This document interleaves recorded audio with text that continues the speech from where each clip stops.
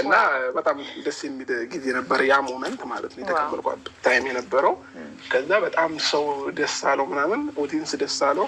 ከዛም አልፎ ኖርማል እህቶች ወንድሞች ምናምን በጣም ደስ አላቸው ማለት ነው።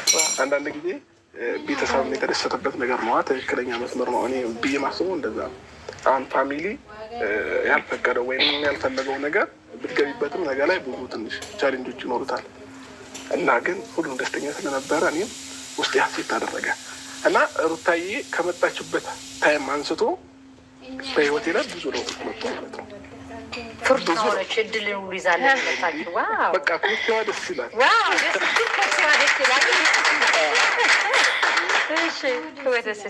ኮቴዋ ደስ ይላል። እስቲ አንተን ላሳርፍና ደግሞ ሩታዬ ምን ብለሽ ጠየቅሽው? ረጅም ጊዜ ታግለሻል ምናምን እና እስቲ አንቺ ጋር የኢየሱስ ስሜት ከተፈጠረበት ጀምሮ እስከ ጠየቅሽበት ያለችዋን ነገር እስቲ ንገሪኝ፣ አጋሪኝ ለሁላችንም። እሺ ማለት ዴይ ቱ ዴይ ቻሌንጅ አለው። አብረን ነው ብዙ ነገሮችን እንሰራለን። ሌላም አካባቢዎች እንሄድ ነበረ ለእርዳታም ሌላም አካባቢዎች ሄደን እናውቃለን።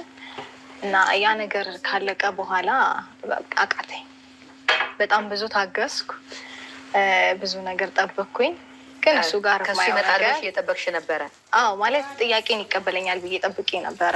እሺ ጠይቄው በዝምታ ነው ያለፈኝ። አሁን ላይ ሬዲ አይደለሁም ምናምን ብሎ አለፈና ጠበቅኩት። እንግዲህ እስቲ ጊዜ ልስጠው ብዬ እነ ይፋም ያው መሄድ አለብኝ ብዬ ሳስብ እነ ይፋም እንዳትሄጂ አሉኝ። ያው እዛው ትንሽ ጊዜ አብሬያቸው አሳልፍኩኝና መጨረሻ ላይ ግን አቃተኝ እና ለመሄድ ስወስን ነው እንግዲህ እሱም የተቀበለኝ ማለት ነው። ምን አስወሰነች መጨረሻ ላይ ማለት ታግሰሽ እዚህኛው ውሳኔ ልንድትደርሽ ያደረግሽ ምን ስላጋጠመሽ ነው? ምንም መልስ አላገኘው ማለት በቃ ነገሮች ዝም ብለው ነው እየቀጠሉ የነበሩት። ምንም ያየሁት ነገር የለም። ለካሱ ውስጡን ሌላ ታሪክ ውስጥ ገብቷል። ግን ፊቱ ላይ ምንም አያስታውቅበትም እና በቃ ሳይለንት ነበረ።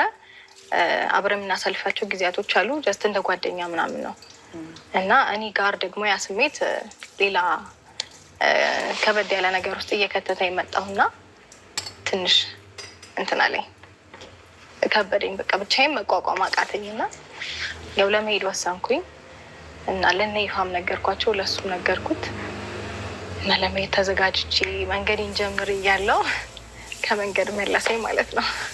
ያን ሞመንት እንትናችሁ ላይ አስተላልፋችሁታል ዩቲዩባችሁ ላይ? አዎ ማለት እኔ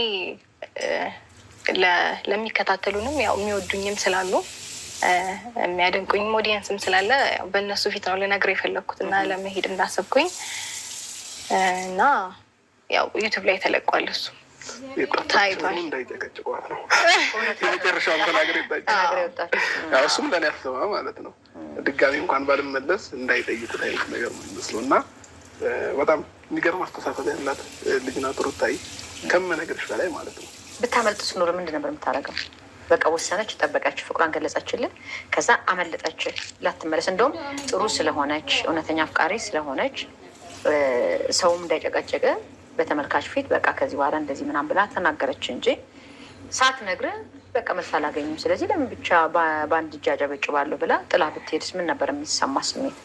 ስሜትን ባለመግለጽ ምክንያት ብቻ ከባድ ቻሌንጅ። በቃ ለእኔ እንደ ሞት ቁጣሪ፣ ለእሷ ግን የተሻለ ነገር እንደሚገጥማት አውቃለሁኝ። ለምን እሷ አስከፍታኝ ስላልሆነ ያልሄደችው ማለት ነው። ለእኔ ግን ከባድ ቻሌንጅ እንደሚገጥመኝ በደንብ እረዳለሁኝ፣ ያየሁትም ነገር ስላለ ማለት ነው። እና በጣም የምትገርም ልጅ ነች ከምልሽ በላይ ማለት ነው። የሆነ አንዳንድ ጊዜ እኔ በባህሪዬ ትንሽ አስቸግራለሁኝ፣ ቶሎ ሆት ሆናለሁኝ ምናምን እናድዳለሁኝ። ለነገሮችም ይህን ያህል እንትን ቦታ አልሰጣቸውም። ግን ሩታዬ ጋር ደግሞ ስትመጪ በጣም ሆት አድርጎኝ መጥቼ የሆነ ነገር ስነግራት ለእሷ ጋር ሲምፕል ነው። እንዲህ ከሆኑ እንዲህ ልናስተካክለው ቀላል ነው። አይተሻል አይደለ? እኔ ጋር ቢሆን ብቻዬን ብሆን በጣም ይከብደኛል እኮ ያ ነገር። እሷ ጋር ግን ስትመጪ ቀላል ነች። በቃ እንዲህ አድርገን እንዲህ ይስተካከላል። እና እቺ ልጅ አስቢ እስኪ ከህይወቴ ብታመልጥ የሚገርመኝ ቻሌንጅ ማለት ነው። በገዛ እጄን በእጄ ብዙ ነገር የምታዘፍንላት ይመስለኛል። ከባድ ነበር ለእኔ የሚሆንብኝ። ያኔ ለእሷ የተሻለ ነገር እንደሚገጥማት አውቃለሁ። በህይወታችን የትኛውም ሰው ክፉ ነገር ካላደረግን እኛ ለእኛ መልካም ነገሮች እንደሚገጥሙን አውቃለሁኝ። ክፉ ባደረግነው ያው ሰው የዘራውን አይደለም ያጭደው። በቃ በዛ ልክ ማለት ነው። ደስ ይላል በጣም። እኔ እንደውም ምንድን ነው የሰማሁት ብቻህን በነበርክበት ሰዓት ዩቲዩብ ላይ የነበረ ፎሎወር እና እሷ አብራ መስራት ከጀመረች በኋላ የነበረ ፎሎወር በእጥፍ ነው የጨመረው። በጣም ቅድም እንዳልካት ምንድን ነበር ያልካት? እግሯን ደስ የሚል ነበር የገለጸ ነበር ያልካት። ኮቴ አርጥብ ነው የኛ ሀገር አባባል ነው። ብዙ ነገር ነው ይዛ የመጣችው ወደ ህይወቴ። ፊዚካሊ ለውጥ አለ፣ ሜንታሊ በቃ ሁሉ ነገር እችን ልጅ ነው ያካትካት። አስተሳሰብህን፣ አነጋገርን፣ አበላልህን፣ አለባበስን ሁሉ ነገርን የቀየረችን ሴት ናት። እንደዚህ የተቀመጠችበት እንዳትነሳ አደርጋችሁ እሰብራት እየታገላችሁ አላችሁ። የመጨረሻ ክፉ ስለሆናችሁ ማለት ነው። የዛሬውን ሳለ ትላንት ያሳለፍከውን አስብ። ቀየረችው መታ ማለት ነው። እንዳልኩሽ 50,000 ሰብስክራይብ ነው ወደ 60,000 እየሄድኩ ነበር ብቻዬን በምሰራላት ማለት ነው። እኔ ያችን ያመጣኋት 1 አመት ነው መንቶር አካባቢ እንደዛ ለፍቼባታለሁ። እሷ ግን መታ በ2 ወር እጥፍ ያመጣችው ማለት ነው። እና በጣም ተወዳጅነት አላት። አንድ ቀን ከእሷ ጋር ውለሽ እሷን አለመውደዳችም ለማካበድ አይደለም። እና ማንም ያያት እንደሚወዳት አውቃለሁ። በጣም የምትለይ ሴት ነች፣ የምትለይ ማለት ነው። እስቲ ስለ ፍቅር ሲወራ ደስ ይለኛል። ፍቅር ለትዳር መሰረት ነው። ከዛ በኋላ ከእናንተ መልካም ፍሬ ሲወጣ ደግሞ ለሀገር ለወገን የሚጠቅም ፍሬ ታፈራላችሁ ማለት ነው። መልካም ቤተሰብ ትንትላላችሁ ማለት ነው። እሷ ፍቅር በጠየቀች ሰዓት ላይ ውስጥ ይመላለስ የነበረውን ነገር